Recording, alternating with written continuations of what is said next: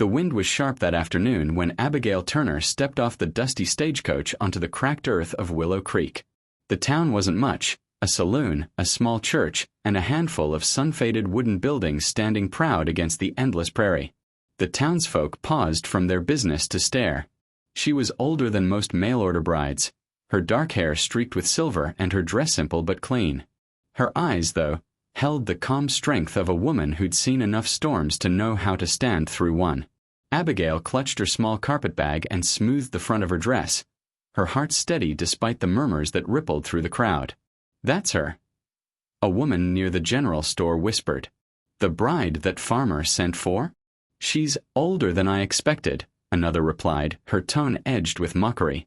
Abigail heard them, of course. She'd learned long ago that folks loved to talk, and she had no room in her life for shame anymore. The man she had come to marry, Thomas Hale, stood at the edge of the boardwalk, tall, quiet, broad-shouldered, his hat-shading eyes that gave away nothing. He was a widower, they said, raising a little girl alone after his wife passed 2 winters ago. His ad had been brief: rancher seeks companion and help with homestead. Kindness preferred over beauty. When their eyes met, something in his expression softened. He stepped forward, removed his hat, and said in a voice that carried the weight of honesty, "Miss Turner?" "Yes," she answered with a small nod. "I'm Thomas Hale. Welcome to Willow Creek." He offered his arm, but before she could take it, a giggle rang out from behind him. A small girl with sun-kissed curls peeked from under the wagon, clutching a ragged doll. "Papa, is she the lady?" the child asked.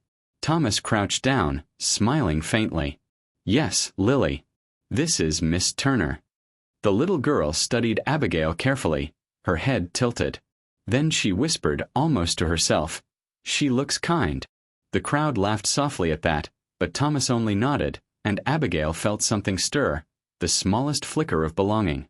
The ride to the Hale Ranch was long and quiet.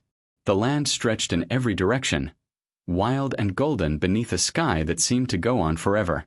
When they reached the homestead, a modest cabin with a stable and a corral, Thomas helped her down from the wagon. "It's not much," he said, his tone cautious, "but it's honest." "It's beautiful," Abigail replied. And she meant it. Inside, the house smelled of cedar and coffee. A quilt hung over the back of a worn sofa, and the mantel held a framed sketch of a young woman, Thomas's late wife, no doubt. Abigail placed her bag by the door, taking it all in.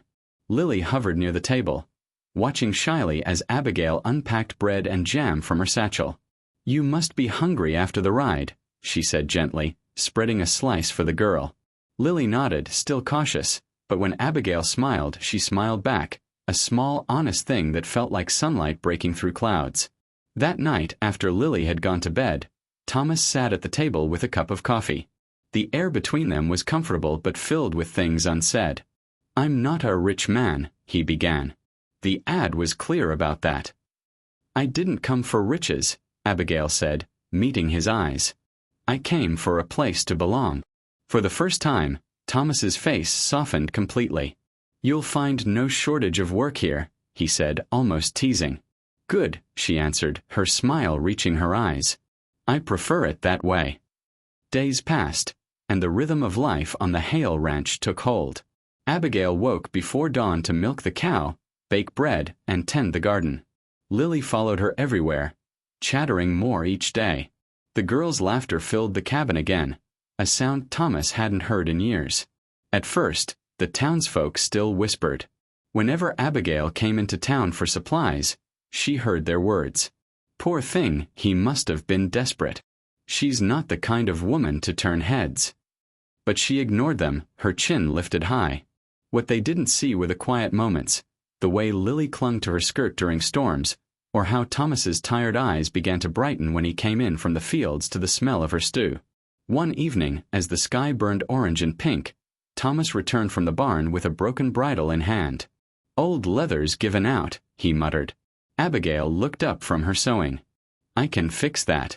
Stitching, no matter what it's on." He chuckled softly, handing it over. "You're full of surprises." She smiled. "Life teaches you to be."